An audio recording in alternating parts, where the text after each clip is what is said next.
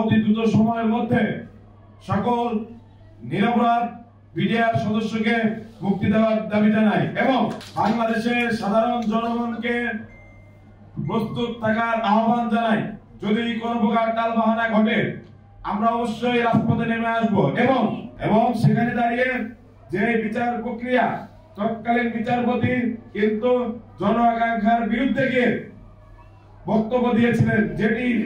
এই আন্দোলনকে কোটা সংস্কার আন্দোলনকে পরবর্তীতে গণ অভ্যুত্থানের রূপ দেয়। তাই 24-এর গণ অভ্যুত্থানের এই টকটকে তাজা যে স্মৃতি, সেই স্মৃতিকে এত দ্রুত আপনারা ভুলে যাবেন না। এই গণদাবির পক্ষে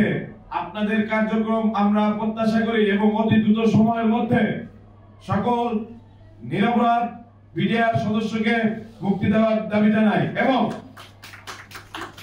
বাংলাদেশের সাধারণ জনগণকে প্রস্তুত থাকার আহ্বান জানাই। যদি কোনো প্রকার টালবাহানা ঘটে আমরা অবশ্যই রাজপথে নেমে আসবো এবং আজকের মধ্যেই আপনারা এই যে 19 তারিখ শুনানির তারিখ আছে, তার আগে আজকের মধ্যে আমাদের কর্মসূচি ঘোষিত হবে এবং প্রত্যেক বিডিআর পরিবারের সদস্যকে আহ্বান জানাই, আপনারা যে কোনো সময় আমরা ছাত্র জনতা যখন ডাক দেব তখন ঢাকায় আপনাদের আসতে হবে এবং ঢাকাবাসী সহ সারা বাংলাদেশের যত ছাত্র নাগরিক আছে প্রত্যেকের প্রতি আহ্বান, বাংলাদেশের এই স্বাধীনতা এবং সার্বভৌমত্ব রক্ষার জন্য এবং